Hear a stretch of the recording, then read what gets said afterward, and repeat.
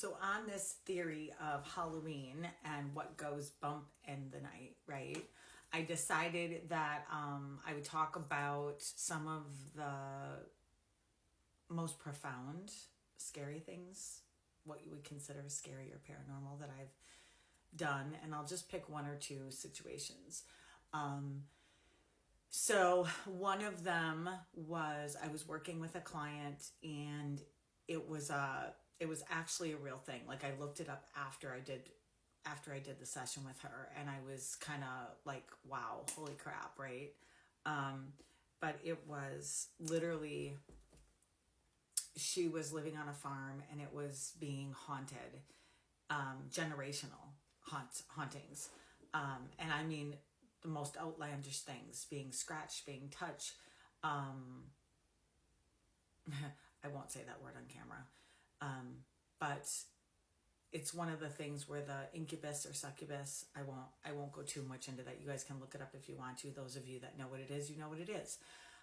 It was all of those things, right? And it was really, really, really haunted, to the point where the vehicles on the farm were actually being sucked into the earth. It was just, and weird things were happening, like fires, just strange things, animals just dying on the property. And come to find out, as I was working on her, it ended up that it was where the rivers ran red. And it was not too far from where I live, about an hour and a half. And I looked it up, and sure enough, it was a battle. It was a battle of Bad Axe, I think it was called. And when I was working on her, and I attached to it, or I grabbed onto it, like I could feel it energetic wise, I was like, I could feel the panic.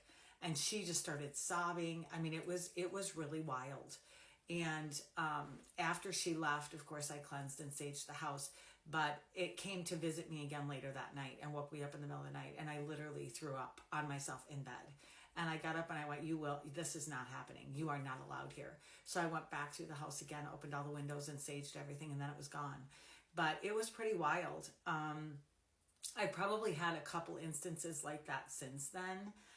And I'm trying to remember if there's anything else in particular. There was one other one that comes to mind where I was working on somebody for the first time, and this demon actually came up out of him. And I instantly felt my angel presence guide behind me, and I just started speaking the Lord's Prayer.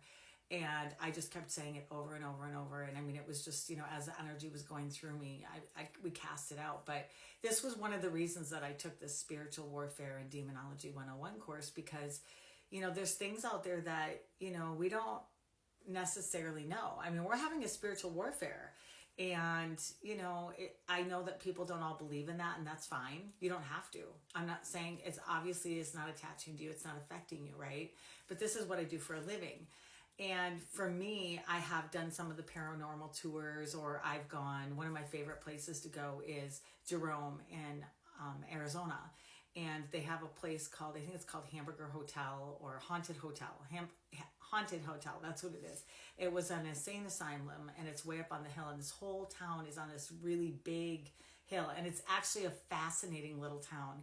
And I love going there. I've taken a few of my healing friends there and stuff, and just walking around the town. And of course, I go there and I talk to the spirits that are there.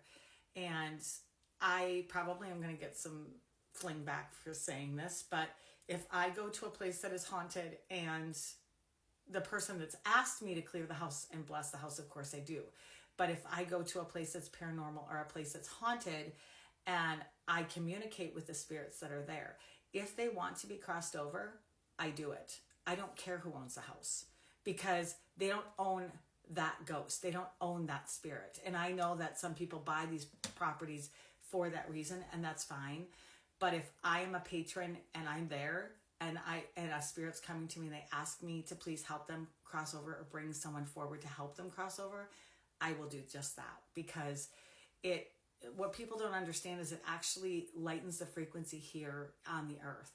And those spirits have a right to go over if they want to.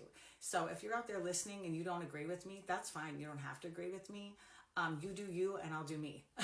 I don't mean that to sound offensively, but that's just what my guides have taught me to do. And that's something here I'm here to do, is to help those that are stuck if they choose to go.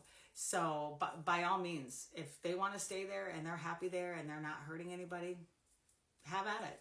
I don't care. It's not my business, right? So, yeah, those are some of the things that I have run into that are kind of strange, cool, fun, paranormal, whatever. And of course, there's also the apparitions. Like, I remember one of my friends telling me she went to Gettysburg with her family, and she took a picture, and there was like this green plasma stuff. What do they call that? Shoot. Oh, I think it's called ectoplasm. That's what it's called.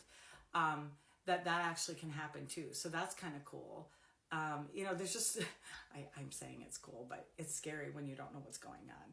So there are some really fun things that doing this work that I find fascinating. But I can say that now because I know what I know.